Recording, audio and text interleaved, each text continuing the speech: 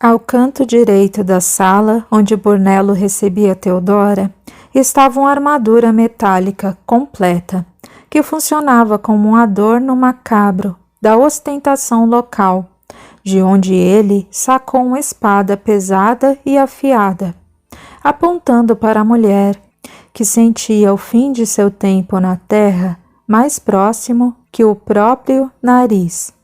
Vincenzo parecia estático. Poderia ser sua esposa ali, naquele mesmo local, reclamando sua presença. Não conseguia ajudar a indefesa esposa de Filippo. Também não conseguia achar que era o correto a se fazer, como na ocasião da morte de Padre Constâncio. Trêmula, Theodora fechou os olhos. A garganta seca e os olhos úmidos aguardavam impassíveis o golpe fatal, quando uma voz sedosa disse, vinda aparentemente do nada: "Pare, Brunello." Acostumado aos fenômenos de pneumatofonia nas reuniões onde evocavam os cavaleiros fundadores, o senhor feudal paralisou a espada no ar, ao reconhecer a voz de Fernando Castelli, que parecia provir de todos os cantos da sala. Theodora também reconhecera a voz daquele que aconselhara tomar a decisão tão arriscada. Como pudera sentir tanto medo se estava amando do cavaleiro maior da Irmandade? Segurando a espada com ambas as mãos, Brunello firmou sua ponta ao chão de pedra, evidentemente assustado. A voz do duque se calara. Mas não era preciso que ele nada mais dissesse. Era claro que apoiava Theodora em sua busca. Um facho de luz se formou bem no meio da sala e seguiu por um corredor. Theodora seguiu a luz. Brunello a seguiu, e Vincenzo partiu atrás do senhor do palacete.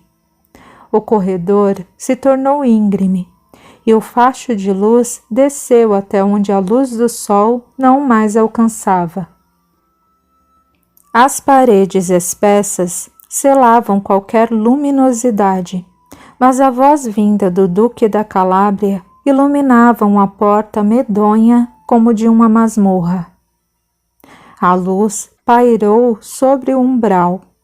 Permaneceu fixa e Theodora, com o rosto banhado em lágrimas, abriu diante de um Brunello estupefato, sem nenhum esforço, a porta que deveria estar hermeticamente trancada. A luz penetrou o quarto onde Filippo, sobre um pobre catre, aguardava a caravana que a contragosto o levaria para Castela.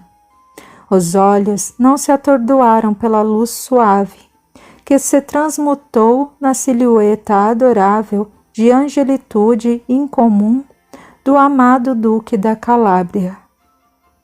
Duque, não deixe que me levem para longe dos meus. Onde está Theodora? Ela entrou no sepulcro de Arimateia e abraçou o esposo, que tinha o braço imobilizado devido à fratura sofrida. Meu lindo amor, nem a morte, nem os caveiras podem tirar você de mim. Vim buscá-lo, querido. Preciso tanto de você e a vila precisa de nós.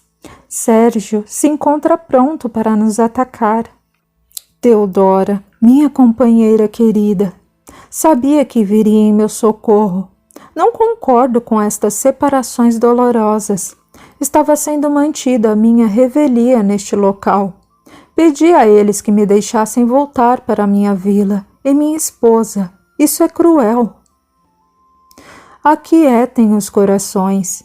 Fernando Castelli disse terno. Acaba de ser iniciado na sociedade secreta e por merecimento já chega ocupando o lugar de Antônio Íbero, que era um dos 4 grandes. E na presença dos outros 2, eu o nomeio o priore do braço calabrês da Irmandade. Aquele que iniciar será iniciado.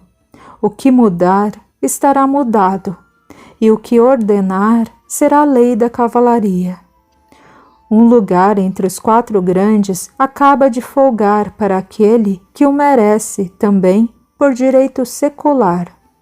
Traga Argos de volta e sejam muito bem-vindos novamente à nossa sociedade secular. Irmãos, resgatem o cristianismo nascente outra vez em seu seio e façam brilhar a luz na irmandade decadente e egoísta.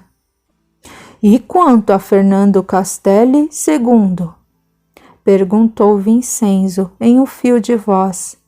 Bornello nada questionou, parecia afônico. Meu filho acaba de deixar o corpo em seu quarto, neste mesmo recinto. Uma correria agitou o recinto antes serenado pela presença salutar de Fernando Castelli. Bornello e Vincenzo correram rumo ao segundo pavimento, onde o corpo sem vida do pai de Marcelo repousava depois da longa caminhada. Olhando ainda mais uma vez para Felipo, que tinha o braço dolorido repousando sobre o ombro de Teodora, o duque de toda a Calábria disse calmamente enquanto amparava o filho que, atraído pela sua luz, reportava o local em busca do pai. Meu primogênito se encontra em meus braços. A vila reclama sua presença. Cuidemos da vida, companheiros, e deixem que os mortos enterrem seus mortos. Um perfume suave de flores permaneceu no local após a partida do benfeitor de Santo Hilário. Felipo e Teodora nem mesmo disseram adeus ao pseudo-dono do palacete.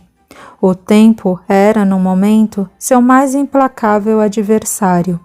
Precisavam tomar a cópia da contestação e partir para proteger a vila e seu povo da voracidade de Sérgio III. A luz do dia atordoou Felipo, que levou as 2 mãos aos olhos, na expectativa de se proteger da cegueira que a luz causava, estando há tantas horas no escuro. Completamente aturdido, ele se sentou nos degraus de mármore. Nada vejo, Teodora, ajude-me. Felipo, agarre em meu braço até que seus olhos se habituem novamente à claridade e desçamos o mais ligeiro que pudermos. Não temos nem um instante a perder. Os falsos monges já estavam a caminho da vila. A descida foi às cegas para o padre. Ele se limitava a segurar o braço de Teodora, que descia em disparada rumo à vila, cujo céu pressagiava tempestades próximas. Ao chegar ao coração de Santo Hilário, ouviram gritos e exclamações de todos os gêneros. Para eles, Felipe estava morto e Teodora os havia abandonado. A chegada de ambos ao jardim fora motivo de um frenesi sem antecedentes. Não havia tempo para explicação, não havia tempo para respostas às perguntas tais: o senhor virou caveira? O senhor morreu e reviveu? É pactário das forças trevosas da seita secreta? Filhos, tudo a seu tempo será explicado. Por ora, tudo o que precisamos é nos proteger da aniquilação total que Sérgio III planeja contra nós. Diante desta situação, não acredito que ainda pense em ser eu o pactário das trevas, quando tudo o que quero é protegê-los. Tenho um braço moído e os olhos quase inúteis. Não poderemos nem pensar em lutar contra soldados romanos. Vamos nos unir e agir com inteligência. Esqueçam agora todos que são partidários da cruz ou da caveira e transformem-se em partidários de nossa vila. O primeiro passo para vencer é a integração total de todos nós. Divididos, somos a metade de nossa capacidade, e os soldados que se aproximam estão unidos em um único propósito: destruir-nos. Faz-se, mister, que nos unamos em um único objetivo também: proteger-nos. Um burburinho formado por frases como "é verdade, isso mesmo", "esqueçamos as diferenças religiosas" e "salvemos nossas casas e nossas vidas", se fez ouvir, seguido ao silêncio do padre. "O que devemos fazer, Padre Filippo?" foi a pergunta de Pietro. Ele nem mesmo respondeu, pois Gina chegava correndo, gritando que não acreditava no que seus olhos viam, e se jogou nos braços do pároco, que a abraçou carinhosamente. "Estou aqui, Gina, em carne e ossos, e muito vivo. Vamos nos preparar para a defesa." "Preciso avisar Marcelo para que nos ajude." "Deixe seu marido na sede do feudo. Fernando Castelli II acaba de morrer e Marcelo está ao lado do corpo do pai." "Meu sogro morreu?" "Sim, e dessa vez é de verdade. Também acho que a presença de seu marido aqui despertará desconfiança nos falsos clérigos, já que ele não permanece na vila usualmente. Precisamos agir de forma normal, como se nada soubéssemos sobre os planos nefastos de Sérgio. E isso responde sua pergunta, Pietro. Vamos todos, cada qual, para seus afazeres normais, como se estivesse tudo normal. Porém, deixe suas defesas bem à mão. Mantenhamos a rotina da vila para recebermos os hóspedes, entre aspas. Teresa e Guida se empenharam na cozinha, juntamente com as meninas. Leopoldo se enfiou no ateliê, levando alguns de seus irmãos. Lenci, Pietro e Francesco trabalhavam na fabricação de suas bombas de enxofre, e Guilhermo vigiava os idosos e a única criança da vila. Josefina, Liana e Gina cuidavam do jardim, e Teodora do braço de Filippo. Tudo parecia absolutamente igual quando uma caravana entrou nos limites da vila. Todos se vestiam como sacerdotes orientais e carregavam vasta bagagem incógnita em baús trancados. Aquele que parecia o líder do grupo de uma dúzia de homens, número muito mais que o suficiente para aniquilar Santo Hilário, aproximou-se da porta da igreja e bateu palmas. A atenção de todos era sufocada a custo pelo conselho do pároco. Ajam como se de nada soubessem. Mantenham-se calmos a qualquer custo. Filippo apareceu no alto da pequena escada que dava acesso à porta principal da igreja. "Louvado seja o nosso Senhor Jesus Cristo", foi a saudação do forasteiro. "Para sempre seja louvado", Filippo respondeu, protegendo os olhos cujas pupilas começavam a se contrair em resposta à luz. "Estamos vindo de Constantinopla, rumo a Roma, onde beijaremos a mão de Sua Santidade, o Papa Sérgio III, e trataremos de assuntos pertinentes da Santa Madre Igreja Romana. Contudo, o cansaço nos abate, e graças à misericórdia divina, encontramos uma igreja romana pelo nosso caminho. Pode nos conceder um cantinho onde recostar nossos corpos alquebrados para, refeitos, seguirmos viagem à tardinha? Sejam bem-vindos, companheiros de ideal. Terão nossa hospitalidade irrestrita, e aconselhamos, inclusive, não partirem à tardinha, que pode ser perigoso, e sim repousarem até a próxima aurora. Somos pobres, mas certamente temos um pedaço de pão e um travesseiro para oferecer a nobres servos do Cristo que são." Que o Deus Todo-Poderoso os abençoe por tamanha caridade com estes servos peregrinos. Peço permissão para que meus companheiros se desmontem. Tem toda. Onde podemos nos acomodar? Pode ser sob essa oliveira? De jeito nenhum, cortou Felipe. Estamos na estação das águas e as chuvas tornam as noites extremamente frias. Recomendo que se alojem no corpo da igreja, que é grande e comportará a todos. Só precisamos afastar os bancos, o que não será incômodo, visto que hoje nenhum ofício está previsto, pois estou acamado. Mostrou o braço quebrado.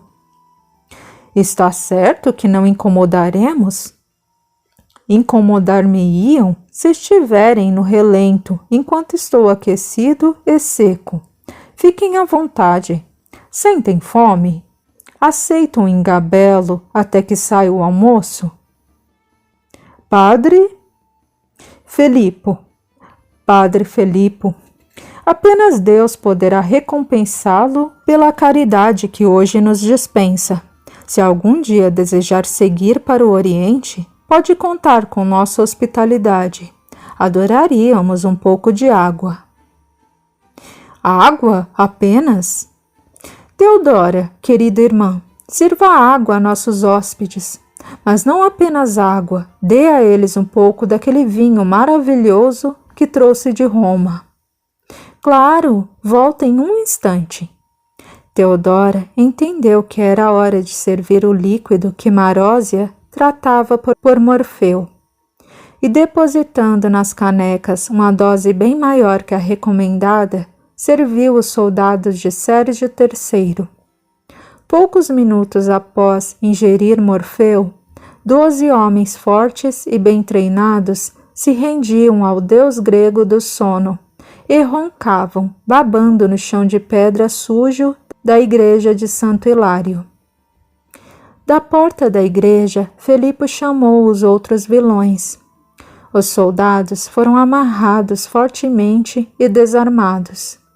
Felipe ordenou que Ciro e Bruno ficassem vigiando-os, e do mesmo esconderijo onde um dia, com a ajuda de Geron, encontraram o chifre contendo uma das pinturas do pentáculo, retirou a cópia da contestação da doação de Constantino, lavrada de forma espetacular por sua amada Teodora, e com a preciosidade bem segura pela mão direita, deixou o quarto. Teodora apareceu com um pedaço de tecido que amarrou em volta do pescoço de Felipe, para que ele repousasse o braço esquerdo avariado pelo golpe de Francesco.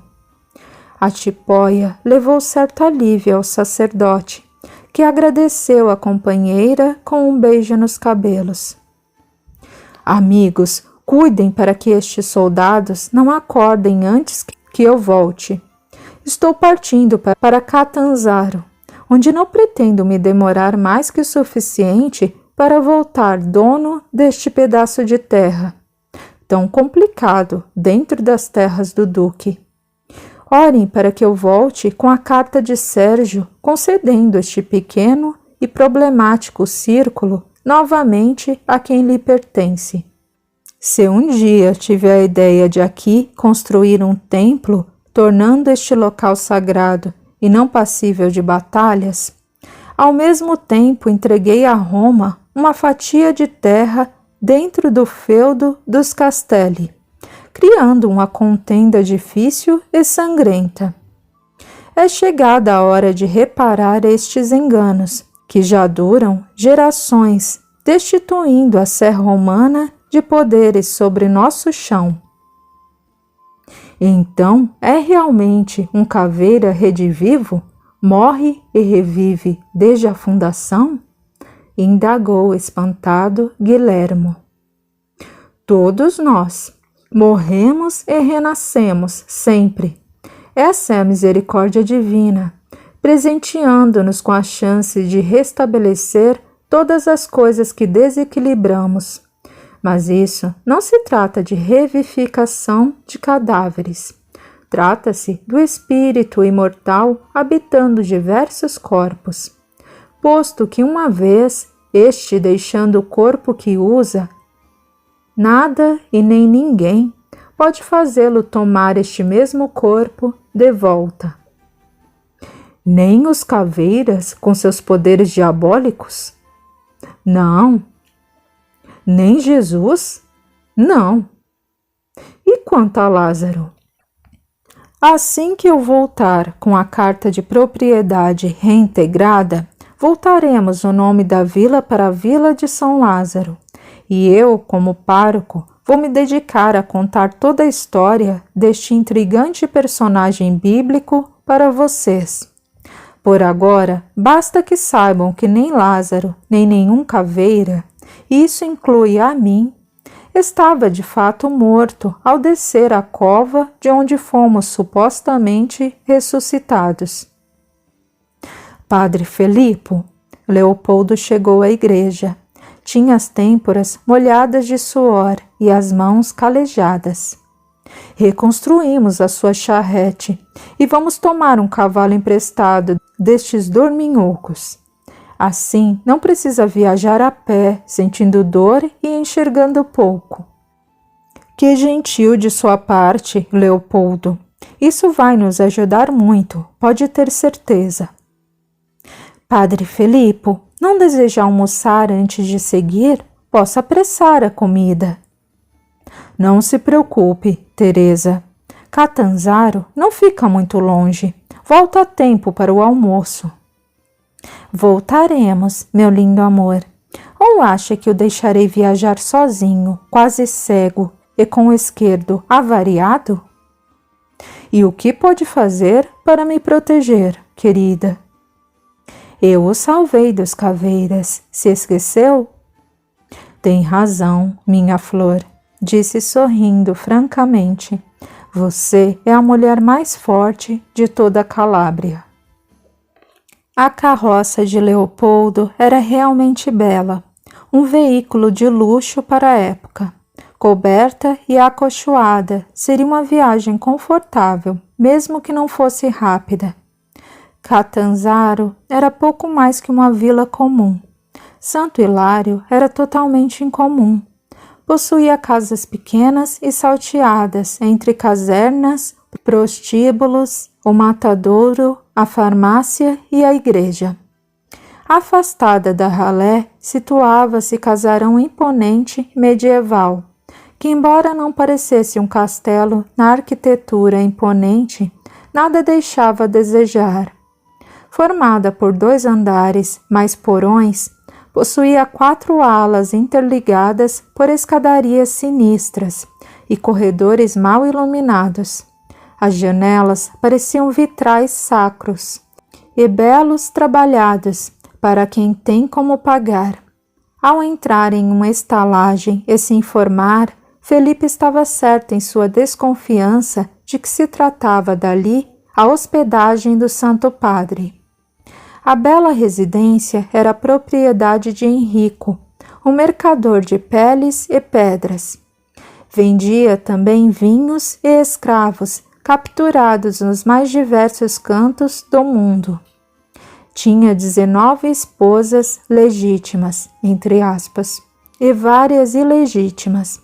As primeiras, claro, legitimadas pelo bispo de Roma sob as bênçãos da Santa Madre Igreja.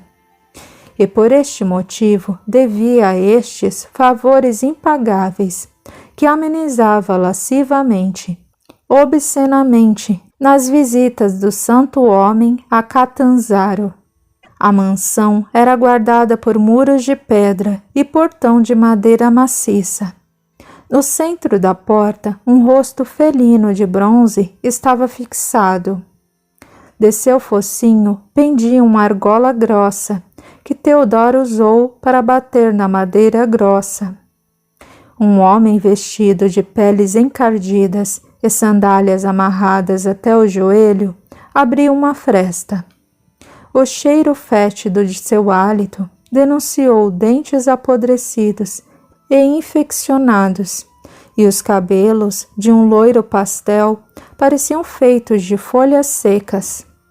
O cheiro do corpo sujo e de dejetos vindos do servo era sufocante. O branco dos olhos, realçado descomunalmente pela sujeira do rosto, e o azul da íris, era um belo toque que não realçava em tão grotesco conjunto.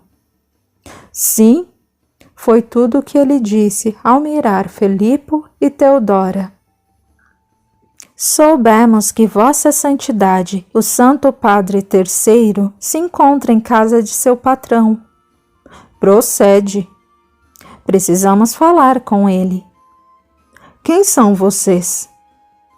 Diga a Vossa Santidade se tratar de Teodora, sua prima, juntamente com Padre Felipo, seu filho adotivo. O servo fechou o portão com força, enquanto foi avisar ao visitante ilustre das suas próprias visitas. Pouco depois, o portão abriu novamente. Apenas uma fresta por onde o casal se esgueirou para não soltar para a rua um monte de galinhas e porcos que enfeitavam, entre aspas, o jardim da bela residência. Pisando em lama e dejetos, eles alcançaram a escada, que em algum dia fora de mármore Carrara. A casa toda era espantosamente luxuosa e suja. Como Sérgio conseguia se hospedar ali? Tudo bem que ele não era lá um grande amante da limpeza, mas ali estava demais. Seguindo o mal cheiroso servo, eles alcançaram o aposento do chefe da igreja ocidental. Sentado em uma espécie de trono de Roma, em Catanzaro, ele vestia a túnica papal, visivelmente desajustada, como se vestisse às pressas e sem coordenação motora. A cabeça, de onde os cabelos já haviam se perdido, estava nua.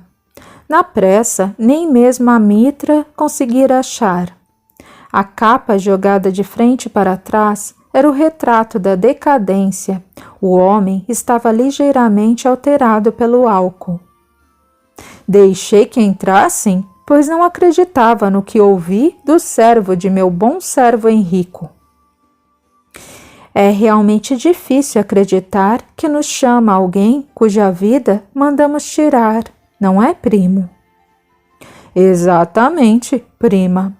Ou estou muito louco, ou deveriam estar mortos, assim como aquela escória de Santo Hilário, que só me causa problemas e mais problemas. Mas isso é questão de tempo. Não se iluda, priminho. Seus assassinos estão dormindo, bem amarradinhos na igreja de Santo Hilário, e nós viemos negociar. Negociar? Gargalhou estrondosamente. Faça o que quiser daqueles cretinos. Se deixaram capturar, não são tão valiosos como pensei. Matem-nos. Pouco se dá. Não foi exatamente eles que vieram a negociar, querido. Sabemos que a vida humana não lhe é cara e que nada faria para salvar seus comparsas. Trata-se da contestação da doação de Constantino, escrita por mim, que conta em minúcias o tamanho da fraude que ela representa, como fizeram, quando fizeram e por que fizeram. Acho, inclusive, que certos monarcas, destronados por Vossa Santidade, adorariam conhecer esta contestação. Deixem-me ver. Teodora passou para ele os escritos.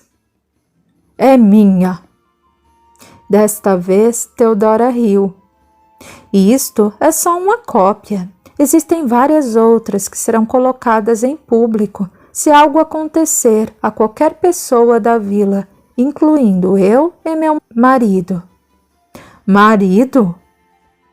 Minha vida particular não te diz respeito, seu canalha hediondo. Felipo tomou a palavra. Além desta contestação escrita por uma pessoa de sua família, que viveu sob seu teto, Tenho também as verdades a respeito de Jesus, que tenta extirpar da face da terra, com o intuito de dominar e escravizar corpos e mentes. As verdades a respeito da Trindade, do decálogo adulterado e do nascimento, vida e morte de Jesus. A um sinal meu, estes segredos virão a público. E a Deus, a Igreja Católica Apostólica Romana. Além, é claro, interveio Theodora, de contar a meu pai a quem você deve a cadeira de Pedro, o que acontece com você, minha mãe e irmã, sob seus lençóis, e para minha irmã o que acontece em Catanzaro. O que querem? Tenho dinheiro, terras, coroas de qualquer nação. Terras. Eu quero terras. Quais? Santo Hilário. O quê? O Papa parecia incrédulo. Diante de tanta terra da Europa inteira, pede-me um círculo problemático, alagado e sem valor algum. O que teria ali que te interessa tanto? Acaso achaste lá algo de tanto valor que não quer dividir com a Igreja? É bem isso. Encontrei ali algo de muito valor, só que não imagine estar perdendo as minas do rei Salomão. Nossas noções de valores são bem distintas. Contudo, se assim fosse, você não teria muita opção. Nem que eu matasse toda a vila e todos que portam estes segredos contra o Cristo, você me tiraria as minas do rei Salomão. O que ali tem grande valor são as pessoas a quais aprendi a amar como irmãos, e os segredos que portamos não são contra o Cristo, e sim contra a Igreja. É tudo a mesma coisa. Fora da Igreja não há salvação, já dizia São Paulo. Ou você é muito ignorante, ou pensa que eu sou. São Paulo nunca disse isso. E se a sua Igreja é a única garantia de salvação, entende-se que ninguém foi salvo antes dela, nem o próprio Paulo. São Paulo foi fundador de igrejas. Muitos anos de Constantino aceitaram o cristianismo como religião oficial de Roma. Aliás, Roma matou Paulo, Pedro e o próprio Cristo, crime que faz questão de incutir aos judeus. Ele fez uma negativa, estalando os lábios. Pobres judeus sempre levam a culpa por tudo. Tem tudo isso escrito? Há 6 séculos. Eu o odeio, Felipe. Eu já sabia. Não sabia. Pedi o meu ódio agora. Morde a mão que o alimentou. Você começou a me odiar agora? Amava-me antes? Nossa, o que você faz com quem odeia, Sérgio Canalha? Você vai saber. Juro por Deus que você ainda vai saber. Não perde por esperar. Está em posição vantajosa agora. E eu, como intermediário entre Deus e os homens, ser supremo, privilegiado e inteligente, sei reconhecer minha desvantagem provisória e me render aos seus caprichos disparatados e despropositados, tipicamente daqueles malditos mortos-vivos, pactários do maligno. Mas Deus não dorme e reverterá essa situação a seu favor, que na terra corresponde a mim e à Sé Romana. E neste dia, ele deu uma pausa e respirou sonoramente. Ah, Felipe, você se arrependerá, não de ter afrontado ao Santo Padre, e sim de ter nascido para tal. Quero ouvir sua voz odiosa me implorando para matá-lo. Quero segurar os bagos de seus olhos nas palmas de minha mão e, quiçá, comê-los crus. Felipe engoliu em seco. Não sei se sua inteligência privilegiada pode perceber, mas Deus acaba de virar o jogo a seu favor. Exatamente quando Ele me coloca em posição de poder exigir que devolva as terras que roubou aos seus legítimos herdeiros, que farão delas fartura e bênçãos, e que devolva a liberdade e a paz àquelas pessoas estagnadas em seus progressos moral e intelectual. Pessoas escravizadas por uma doação fraudulenta, inventada por homens, que embora tenham ocupado o trono do pontífice, longe estão de serem pontes. Antes, são verdadeiras muralhas, a isolar a criatura do Criador. Líderes de verdadeira basófia camuflada na religião que parecem pretender destruir. Nossa igreja é a verdadeira, fundada por Pedro a mando do Cristo. O Cristo não criou igrejas. Ele nos legou um estilo de vida, o seu estilo de vida. Pode embromar todo o reino de Ítalo, com pequena exceção das terras que pertenceram ao duque Fernando Castelli, que a partir de agora volta a seus legítimos donos, juntamente com a vila de Santo Hilário, objetivo de minha visita. Sérgio parecia prestes a entrar em combustão instantânea. Seu sangue fluiu para o seu rosto, tornando-o rubro, juntamente com sua cabeça, desprovida de cabelos. Parecia que o bispo de Roma era incendiado pelo próprio ódio. Fique com aquele círculo problemático e infértil, e todos os segredos profanos que algum ponto daquele pedaço amaldiçoado de chão guarda. Por ora, sei que estou em desvantagem e, como bom guerreiro, vou recuar. Então, sacramentemos nosso pacto. Teodora levou até o primo uma espécie rudimentar, onde rezava que a vila de Santo Hilário, antiga legação de São Lázaro ou legação papal da Calábria, passava a partir daquela data a não mais pertencer à Sé Romana, para reintegrar os domínios do feudo calabrês de sua origem, no momento pertencente aos descendentes do então doador Fernando Castelli, o duque de toda a Calábria. Rezava também um tratado de paz entre os dois lados, que deveria durar por um século, tempo que Felipe sabia ser necessário para que tudo fosse mudado. E qualquer parte que reincidisse ou hostilizasse a outra deveria pagar pelo mesmo tempo em serviços forçados à parte hostilizada. Sérgio leu fazendo caretas grotescas. Teodora sorriu com cinismo enquanto derramava cera derretida no fim da página. Com os olhos chispando de ira, ele colocou seu anel sobre a cera quente, assinando, entre aspas, excedendo assim as exigências dos desafetos. Esteja tranquilo, priminho. Enquanto manter sua palavra, seu segredo estará guardado. Esbalde-se com as terras doadas pelo imperador. Só queremos um mísero círculo, problemático e infértil. Já saíam do aposento quando, com sarcasmo exalando por todos os poros, ela inteirou.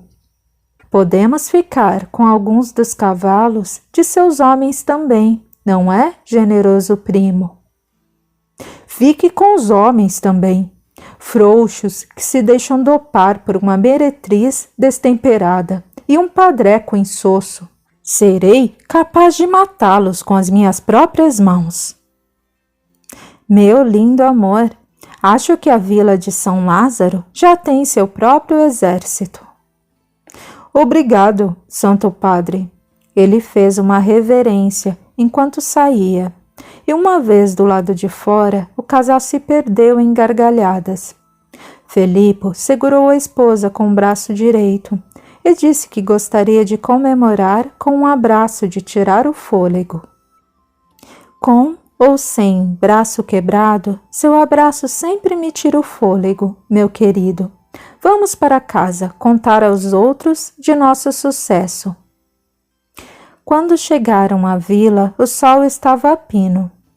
Bruno e Ciro se encontravam dentro da igreja, e os outros, que se encontravam nos seus afazeres, notando a chegada do casal, se juntaram na escada para saber as novidades.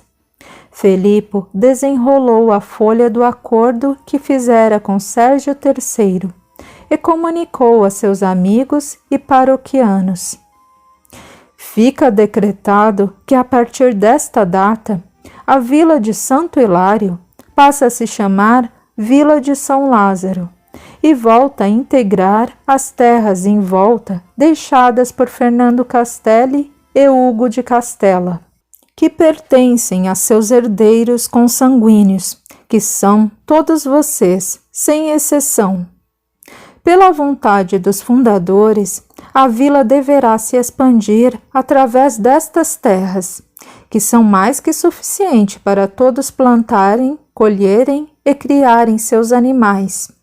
O palacete, sede deste feudo, passa a ser um prédio comunitário, onde funcionará a escola, a enfermaria, a administração da vila e qualquer repartição coletiva. E quanto a Brunello e a administração da Irmandade? Perguntou Guilhermo.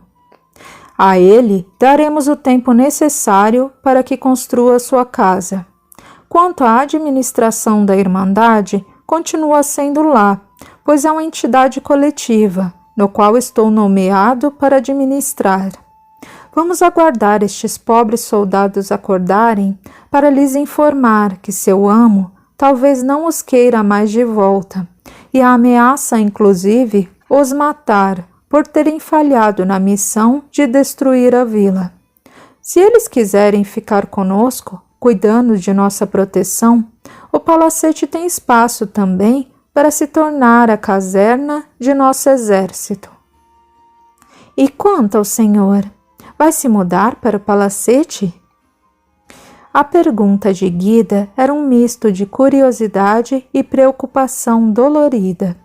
Pela resposta, saberia avaliar o caráter do até então amigo querido. Se Felipe, como priori, se mudasse para o luxo, significaria que pouquíssima coisa mudaria para os vilões.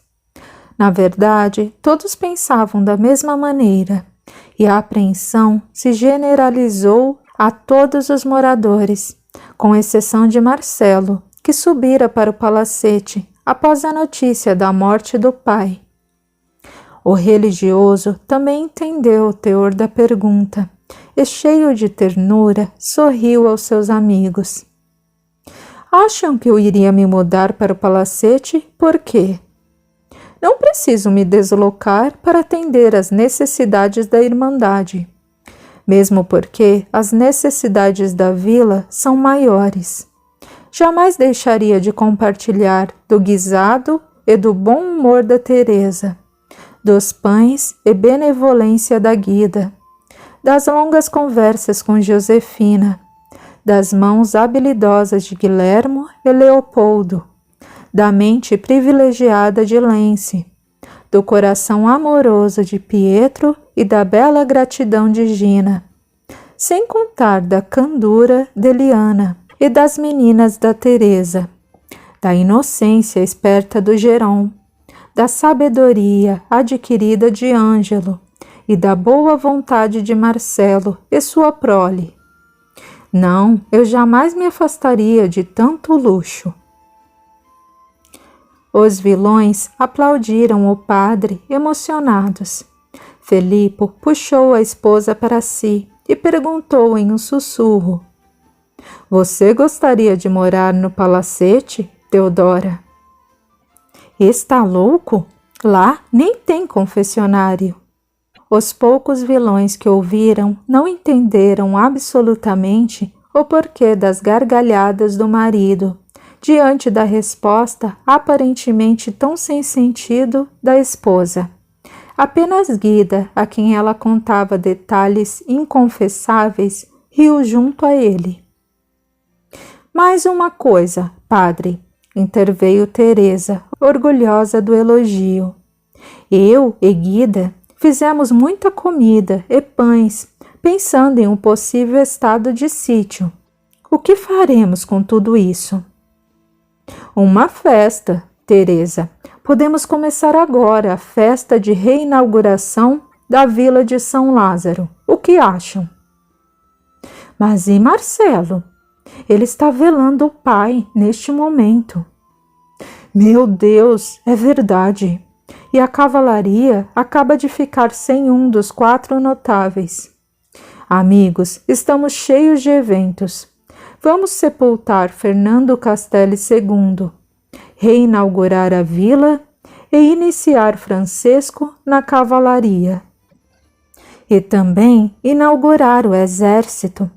Padre, nossos amigos ouviram suas palavras e aceitaram ficar. Os homens de Sérgio, já acordados, se juntaram aos vilões na porta da igreja. Espere aí! Andrena gritou assustada. Está querendo matar meu marido 2 dias após meu casamento e devolvê-lo sabe lá Deus quando? Não, de novo não. Não aceito que façam comigo o que fizeram com minha mãe. Acalme-se, Andrena. Nada de mortes aparentes e separações dolorosas. Apenas a iniciação. Não se assustem. Vamos subir agora para o palacete. Sejamos solidários a Marcelo. Os vilões, inclusive os mais novos cidadãos de São Lázaro, os soldados, subiram rumo ao palacete. Chegaram ainda em tempo de abraçar Marcelo e velar o corpo do primogênito do duque, que partia, legando definitivamente as terras vastas pertencentes ao feudo Castelli, aos seus herdeiros. Os vilões, netos dos dignatários do feudo, eram agora os verdadeiros senhores das terras, que deveriam se transformar futuramente na própria cidade.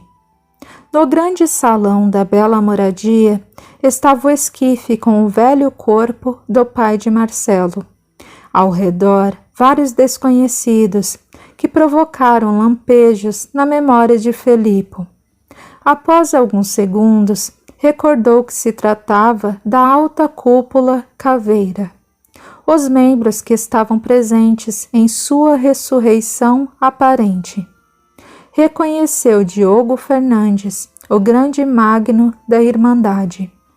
Ele aproximou e cochichou ao ouvido de Felipe. Sei que se tornou o priore do braço calabrês da Irmandade, por ordem direta de Fernando Castelli. Eu te saúdo do fundo de meu coração. Sem saber exatamente de onde havia tirado aquele conhecimento, o cura se curvou com as mãos postas e a cabeça baixa, repetindo a mesma saudação. Ainda hoje iniciaremos Argus Posetti, da Bolonha, ou Francesco, como queira. Fernando Castelli deu-me autonomia para mudar e ordenar qualquer coisa dentro do braço calabrês. Não quero mais subtrair homens de suas famílias e de seu trabalho no bem, para que leve anos em estado contemplativo que a ninguém beneficia. Podemos estudar em convívio com o próximo, aprender o ofício do labor e entender na luta diária do amar e servir. Diogo puxou o priore pelos braços e adentrou uma espécie de biblioteca onde ficaram a sós. Mas e quanto às ressurreições? Perdoe minha insolência, grande magno, mas sabemos não se tratar de ressurreições, e sim ressuscitações. Está certo, Felipe, mas sabe há quantos séculos fazemos este ritual de iniciação? Ainda precisamos disto. Pois que seja. Faremos o ritual de iniciação, só que sem separações ou lágrimas. Confie em mim, grande Magno. Amo a Irmandade como qualquer outro membro mais antigo. Beijou o anel com a caveira em seu dedo. Talvez seja um membro mais antigo entre nós. Confio em você. Se o Duque o fez, quem eu seria para me opor? Obrigado, Senhor. Não se arrependerá. Prometo dar tudo de mim para fazer ressuscitar em nós o cristianismo original. Renasceremos pelo chamado do Cristo, como nosso patrono um dia o fez. Porém, acordaremos e nos daremos ao trabalho imediato, como Lázaro. O trabalho no Cristo não dá espaço para inércia. É preciso que se faça a luz, mas ela não deve ser colocada sobre o alqueire ou barranco. Ela deve brilhar para o mundo. Nós somos a luz do mundo, irmão Diogo. Irmão? Que belo termo para nos tratarmos, irmão Felipo. Acho que podemos começar a nos tratar assim. De braços abertos, Diogo Fernandes convidou Felipo para um abraço fraterno. O padre da vila envolveu o superior em fluidos de fraternidade pura, que o fez emocionar realmente. Fica decretado que a partir de hoje, todos os membros da Irmandade serão, como sugere o nome, irmãos. Perfeito. Agora vamos sepultar nosso irmão. Já é hora de encerrar as exéquias. O esquife foi levado para o quintal do palacete. A porta dos fundos dava acesso ao cemitério.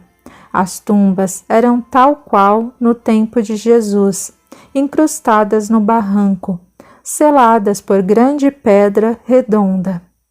Felipo percebeu a semelhança com o túmulo de Antônio Íbero. O esquife foi depositado bem no umbral da tumba e todos os caveiras, inclusive Felipo, se reuniram ao redor. Coincidentemente, ou não, todos os membros da Irmandade trajavam preto. Mesmo Felipo com sua batina surrada, que um dia fora preta.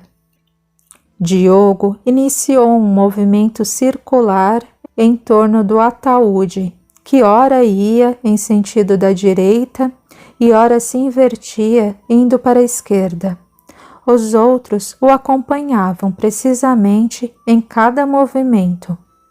Quando o líder dos caveiras estava parado bem de frente a um esquife, formulou a seguinte pergunta ao morto. Irmão Fernando Castelli II, você ainda está aqui? Esperou por algum tempo, todos em silêncio contemplativo. Irmão Fernando, você ainda está aqui? Caso esteja, advirto a seguir o guia que te aguarda. Fomos irmãos durante toda sua existência carnal e estivemos ao seu lado para qualquer sorriso, qualquer lágrima, qualquer dor ou prazer. Porém, é chegada a hora que não mais podemos estar contigo. Está agora, irmão, por sua conta, por conta de seus atos bons ou ruins. Poderá contar com nossas vibrações de paz, amor e boa sorte. Contudo, apenas você e sua bagagem acumulada pela vida poderão testemunhar a seu favor ou contra você mesmo. Irmão, segue assumindo a recompensa pelos seus acertos e a responsabilidade pelos seus erros. Quanto antes aceitar sua nova condição, antes deixará de sofrer. Que Jesus permita seus soldados venham ao seu encontro e te leve, te guie e te guarde, até que um dia, jubiloso, nos reencontraremos na pátria gloriosa, onde tudo se harmoniza. Vá com Deus, irmão, vá com Deus. Em um movimento que parecia ensaiado, todos os caveiras se abaixaram, ergueram o esquife sobre os ombros e adentraram a tumba, deixando-o sobre uma espécie de altar, ladeados por menorás, que ardiam até que o azeite se extinguisse. Ao saírem todos de dentro da ampla tumba, os cavaleiros de Lázaro selaram ruidosamente a entrada do sepulcro. Alegremos e exultemos, irmãos. Meu pai acaba de seguir ao lado de meu avô para sua merecida pausa, a fim de que, descansado, abrace novamente o trabalho no bem. Desçamos para a vila. Temos muito que comemorar. A liberdade de meu pai, a adesão de novos velhos membros na cavalaria, a independência da nossa vila e a volta de nosso mentor, Padre Felipo. A missa seguiu a confraternização, que se deu até o pôr do sol. Os candelabros bruxuleantes projetavam nas paredes imagens retorcidas, que pareciam bailar. As mulheres se reuniram para a higiene das louças e toalhas usadas, e em seguida se banharam no rio, onde a conversa animada as fizeram esquecerem-se da hora. Já estava escuro quando voltaram para suas casas. Teodora entrou no quarto e não viu Felipo. Olhou pela nave inteira e, sorrindo, bateu na porta do confessionário. Padre, perdoe-me por um pecado que vou cometer, precisamente agora. Não houve resposta. Devagar, ela forçou a porta, e essa estava aberta. Felipo não se encontrava lá. Saiu pela porta principal. Os grilos faziam a serenata peculiar, em perfeita harmonia com os sapos e pássaros noturnos. A escuridão era total. Onde estaria Felipo? Bateu na porta de Teresa. Felipe está em sua casa? Não, ia perguntar se Francesco e Vincenzo estavam na igreja. Ouvindo os protestos que saíam da boca de Andrena, Gina saiu de sua casa. Marcelo também não se encontra em casa. Josefina respondeu espavorida. Ciro também sumiu? Não, meu marido se encontra em nossa casa. Contudo, temo pelo meu filho. Junte-se a nós, Josefina. Vamos aguardar. As mulheres se sentaram sob a oliveira e, apreensivas, esperavam pelo que estariam aprontando seus homens. O que faziam que elas não pudessem saber senão a iniciação de Francesco, segredo reservado aos homens. Amigas, Teodora interveio no silêncio angustiante.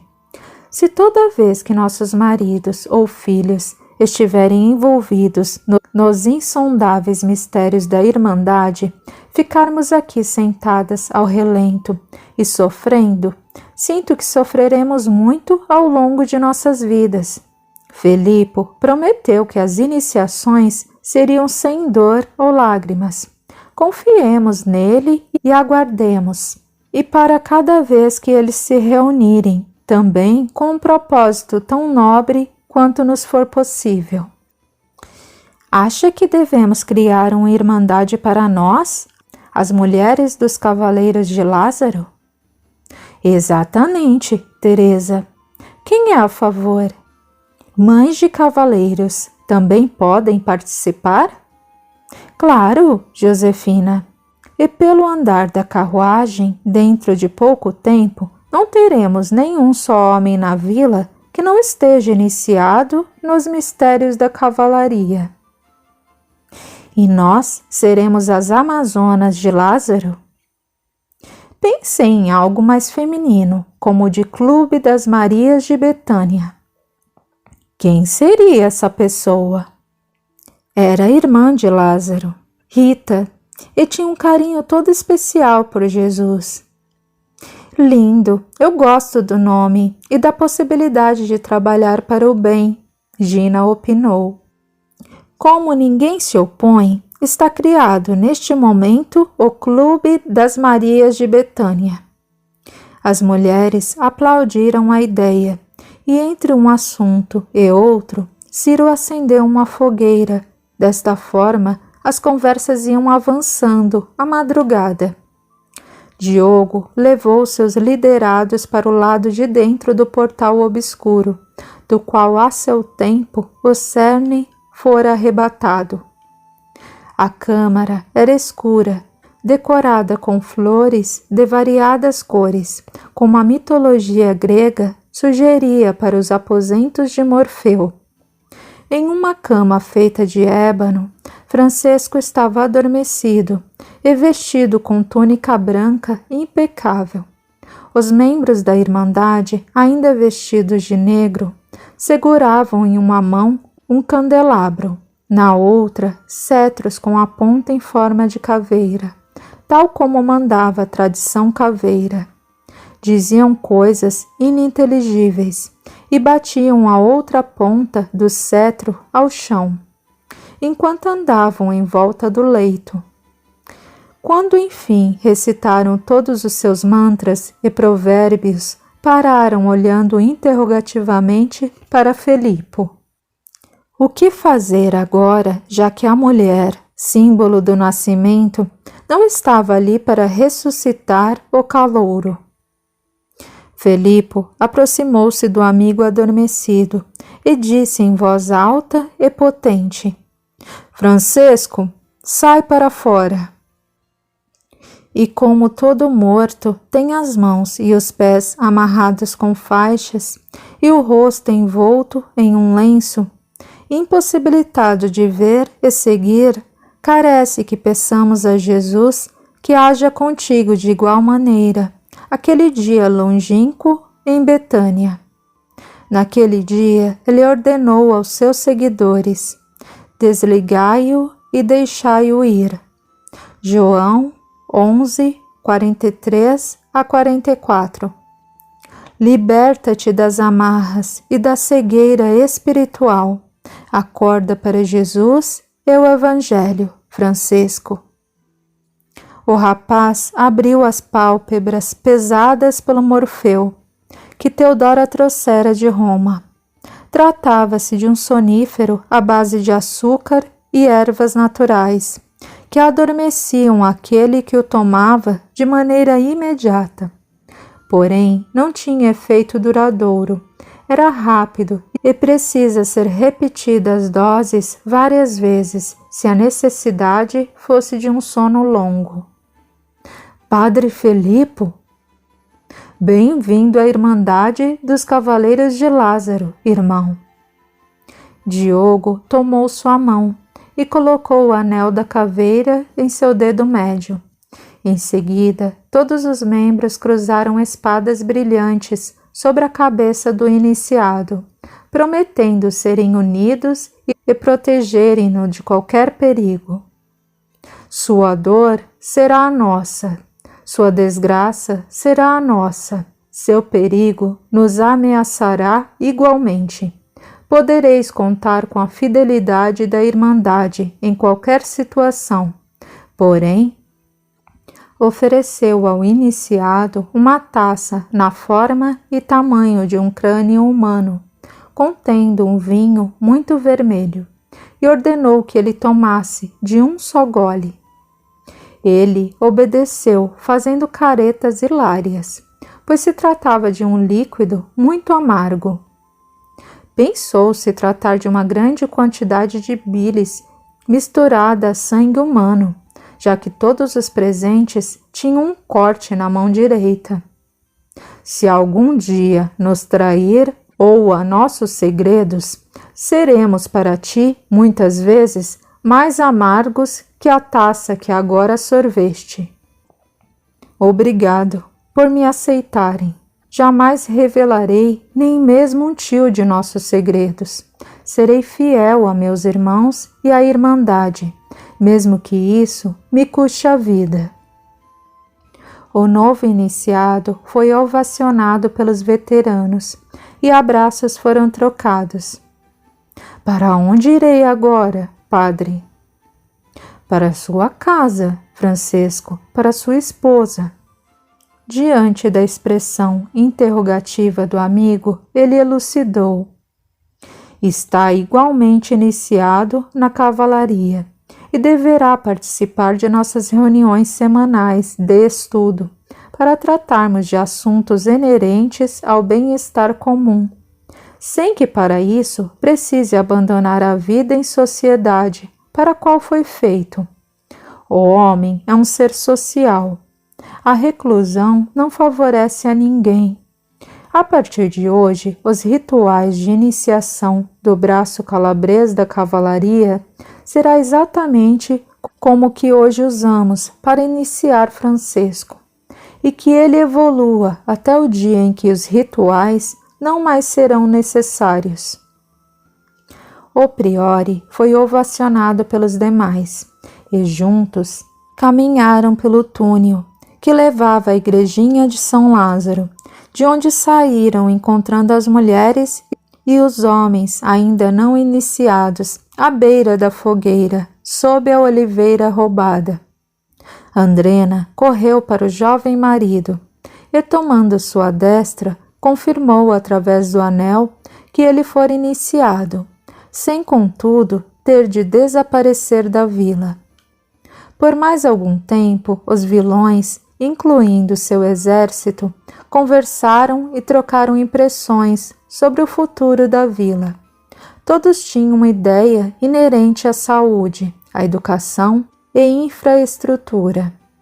Mestre Heráclito havia se comprometido a semanalmente lecionar ciências humanas e exatas na nova escola, como uma espécie de pós-graduação para os dispostos a ensinar.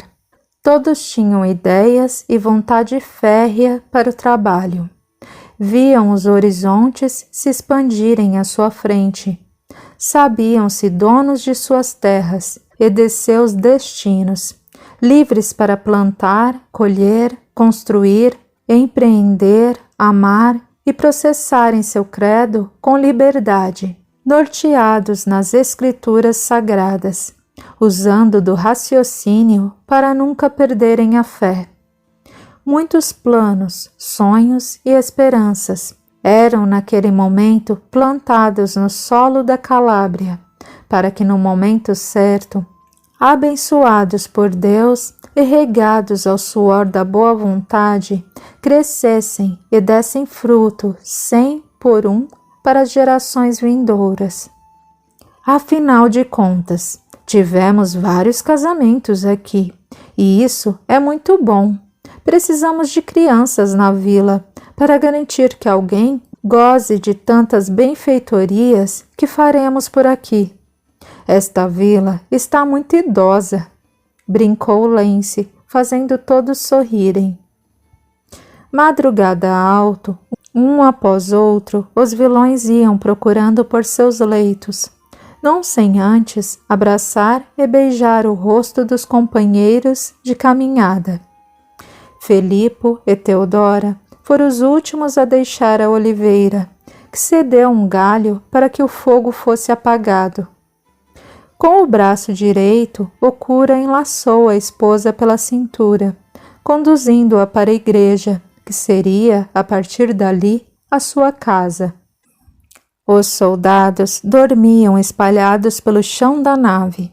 Eles passaram sobre eles, tomando todo o cuidado para não despertá-los de seus merecidos repousos. O dia fora longo. Aliás, qual dos 10 dias que Felipe passara na vila que não fosse extremamente longo, exaustivamente longo e maravilhosamente longo? Em meio a um mar de soldados pesadamente adormecidos, Teodora parou e mirou o marido, que parou o passo no ar. Não quero dormir em uma cama tão grande, Isso me fará perder o sono. Não a compreendo. Meu lindo amor, os melhores momentos de minha vida foram aqueles que passei na companhia de Jesus, Lázaro e, claro, a sua companhia, que me é tão vital quanto o ar. O confessionário é muito grande para quem vive em unicidade. Amanhã estrearemos nosso quarto. Foi ali que chorei sua morte. É ali que quero celebrar a sua ressurreição. Felipe sorriu ternamente. Realmente, lá existe espaço mais que suficiente para nós, contanto que não toque meu braço esquerdo. O confessionário era forrado de uma espécie de veludo cor de vinho. Felipe deitou-se sobre o flanco direito, apoiando o braço ferido no ombro da esposa. O sono roubou o exausto casal com a precisão e eficácia de Morfeu, entre aspas. Do outro lado da vida, encontrar-se-iam com o Duque da Calábria, de quem captariam sublimes ideias para o crescimento e harmonia da vila e da Irmandade dos Cavaleiros de Lázaro, recebendo dele a profecia de que em muito breve a legação de São Lázaro receberia vários rebentos, que desceriam cheios de ideias e conhecimentos para dividir em prol do progresso e bem comum. Lá fora, as estrelas pintavam o céu azul escuro com pequenas gotas prateadas a cintilar sobre o sono dos justos. A lua crescente sugeria uma nova fase na vida daquelas almas aflitas, a quem o Mestre enviara seus anjos. A harmonia pairava junto ao sereno manso e perfumado da Calábria. Ali estavam aqueles que poderiam ser reconhecidos como discípulos do Cristo, por muito se amarem e darem exemplos do mais puro e desinteressado amor, o ato de amar.